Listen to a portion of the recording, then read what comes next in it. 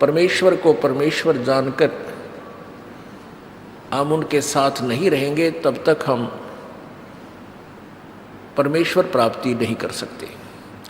परमेश्वर कबीर जी कहते हैं, गुरु मानुष कर जानते ते नर कहिए अंध हुए दुखी संसार में आ गए यम के फंद। जब परमात्मा स्वयं आए थे उस समय यही वाणी कहा करते कि तुम गुरु को भगवान मान लो, एक सिंपल मैन मत मानो। संकेत भी कहा करते थे कि नाला को तुम्हारे कितने सुख हो रहे मुझ दास से, और तुम उन जहाँ तुम जाते थे जिनको भगवान मानते थे, पूजाएं भी उनकी करते थे, और फिर भी तुम्हारी दुर्गति हो रही थी, अब भी तुम नहीं समझ रहे। लेकिन अशिक्षा का कारण यही रहा, अशिक्षा के कारण हम परमात्मा को नहीं पहचान सके।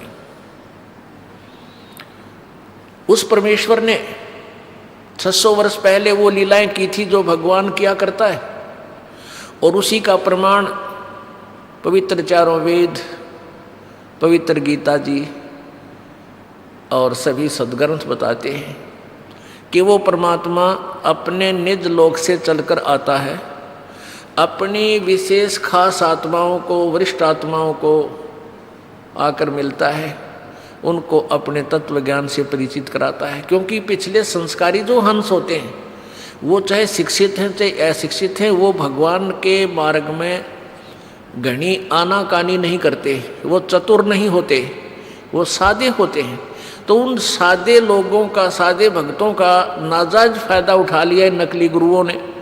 क्योंकि सभी ये कहता है भक्त, श्रद्धालु भक्त वृंद, कि भाई भगवान के का जो मार्ग है, भगवान के ज्ञान में तर्क वितर्क नहीं होना चाहिए, तर्क वितर्क का विषय नहीं है।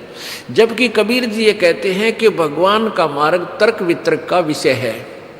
जब तक आप तर्क वितर्क नहीं करोगे आप भगत 7 जन्म नहीं बन सकते, क्योंकि अज्ञान से परिपूर्ण हो चुके हो आप, और तर्क वितर्क से वो ज्ञान निखरेगा, सच्चाई सामने आएगी। तो हम जितना भी ज्ञान आज तक स्वीकार किए हुए थे, सुने हुए थे, वो सारा ही विपरीत था। तो जिस कारण से हम अपने लोक नहीं जा सके जहां हम सदा सुखी रहते। परमात्मा कबीर जी वो लीला 600 वर्ष पहले इसलिए करके गए थे कि आने वाले समय में जब ये शिक्षित कलयुग के अंदर जो शिक्षा का एक विशेष दौर चलेगा, वो बिचली पीढ़ी होगी। पुण्यात्माओं, शिक्षा का बहुत बड़ा अवगुण है। शिक्षा का सबसे बड़ा अवगुण है कि ये प्राणी चतुर बन गया, इतना चतुर हो गया कि इसने माया के अतिरिक्त, धन के अतिरिक्त कुछ भी दिखाई नहीं देता। ना इज्जत दिखती, ना बहन दिखती, ना माँ दिखती, ना भाई दिखता, ना पिता दिखता। केवल माया और भौतिक सुविधाएं, कोठी बड़ी बनाऊं, कार लंबी लूं और वह खूब ठाठ से ठाठ करूं, इतना दिखे है।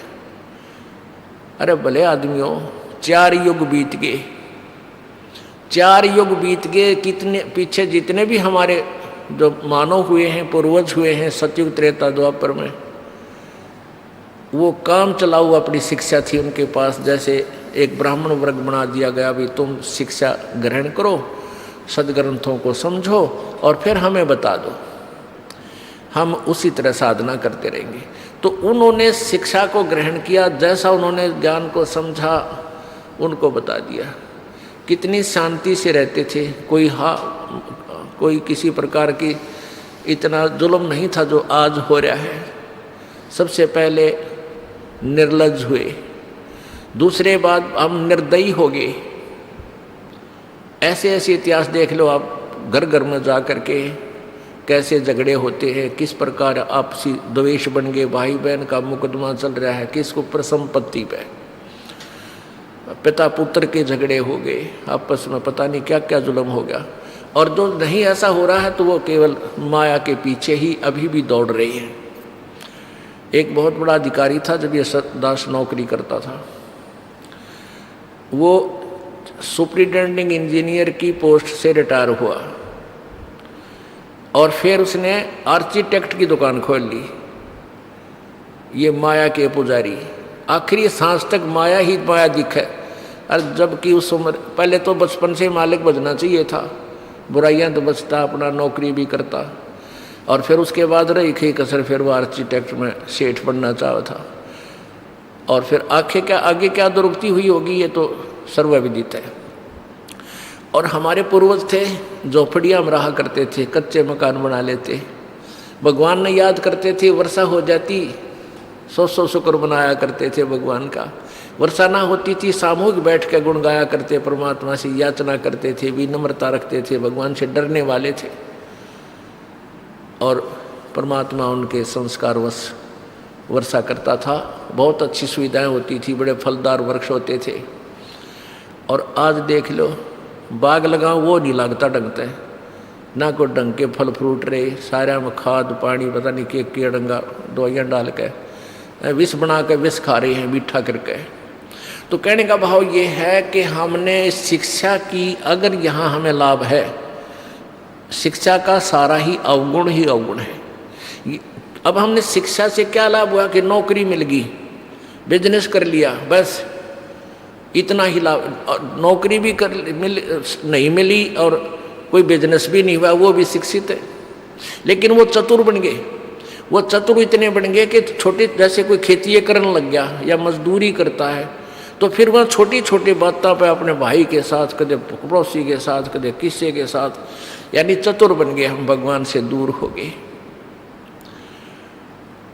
और यदि इस शिक्षा का लाभ है आज इस युग में, केवल यही है कि हम परमात्मा को पहचान सकते हैं। एक ये गुण है शिक्षा का, और कुछ भी गुण नहीं है। तो आप कितनी बात बना लो, और उस कंप्यूटर बना लिए, फलाने बना लिए, जहाज बना लिए, कंप्यूटर ना थे जब के काम ना चला था। ये भी कौन सा पृथ्वी के ऊपर चलो तुम, फिर भी जमीन पर ही आकर के गुजारा होता है। कहने का भाव ये है कि अगर 2 वर्ष वर्षा ना हो, परमात्मा रूस गया, ये कंप्यूटर, ये जहाज और ये सारे मिसाइल धरे धराए रह जाएंगे किसी। हमने जो जिस मालिक से डरना चाहिए था, जो आत्म कल्याण करना और कराना चाहिए था, उस इतिहास को तो हमने खोला ही नहीं। अब खोलना पड़ेगा, अब व्यवस्था हो जाएगी हर एक प्राणी की। अब प्रत्येक क्षेत्र में आप जाकर देख लो, विशेषकर इस करोथा कांड के बाद हमारा एक बिटर एक्सपीरियंस हुआ, और जिससे ये पता लगा कि कहीं न्याय नाम की चीज नहीं इस पृथ्वी पे है। परमात्मा कहते थे, वह वाणी आज 100% सिद्ध होगी, निरंजन धन तेरा दरबार, जहां तनिक नहीं न्याय विचार। इतना भी न्याय नहीं है इस पृथ्वी पर किसी के पास भी, चाहे को कितनी बात बनाता हो।